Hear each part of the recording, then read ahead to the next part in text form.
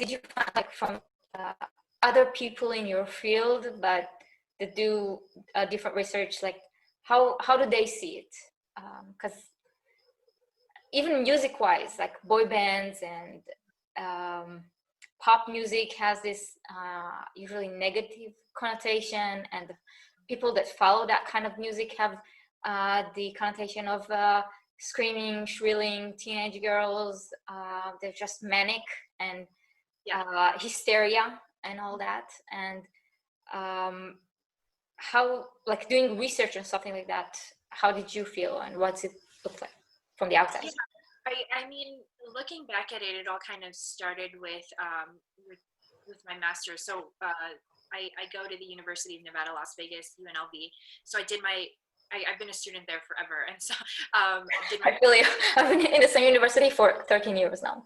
Yeah, that's like I'm on track to be the same. So so I was doing my master's there on my One Direction thesis, and it obviously all comes down to your faculty and how supportive they are of that topic, and whether or not you can get people to support you and be on your side for it. So for a while when I was doing my master's, I was trying to figure out what I wanted to do, and I think one of the biggest advice that I had gotten that I really just held close to me was in picking a research topic was to pick something that you're passionate about, because you can talk about it and write about it all day, and this, right? Like going through a program like a master's or PhD, you do get burnt out a little bit from just thinking about the exact same thing like 24/7. Like you literally like eat, sleep, drink, whatever that topic is. Like I remember dreaming about my thesis like every day. It was like you just couldn't get away from it. And so I was told to pick something that you love and you're passionate about, so that it doesn't like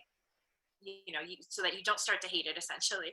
And so I struggled with it quite a bit.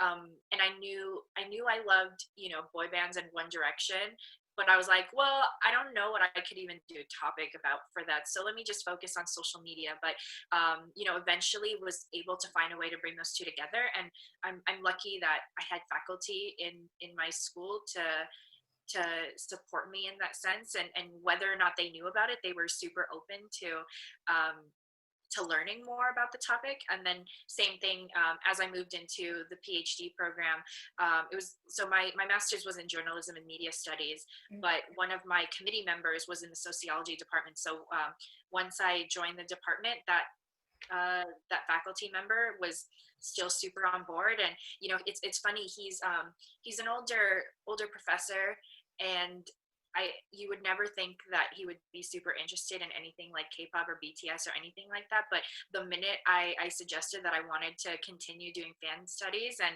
continue with BTS, like he was so excited about it. And he told me, he's like, I don't know who they are, but they're everywhere. He's like, get away from them. When I turn on the TV, they're there.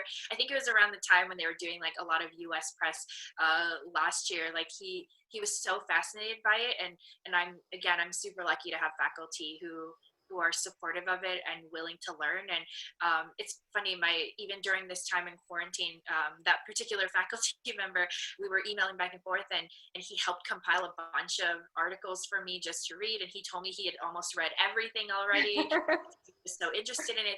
So it's super important to find faculty like that who are just as passionate as you are and open to it. And I'm certainly grateful for that, because I know that that's not the case for everyone. And I've heard stories of some people wanting to study something like BTS, and they have faculty members who are like, no, I don't think that that's really that important, or I don't want to do it. And so again, I'm just super lucky that I have people who are open to it. Yeah, I think that the professor you're under, it's like super, that's just in general, it's like super important, because that's like, we call it your academic parent. Even more important than your research field, because that's the person that you have to work with. That's the one you answer to. He's like, you need someone like that who's supportive of you and not just trying to dismiss your opinions or treat you badly. Like, right, it really has a big impact. So I'm super happy you have people around you that appreciate it. But 어차피 표정이 이토록 더 아름다운 걸 처음부터 불빛도 아닌 우리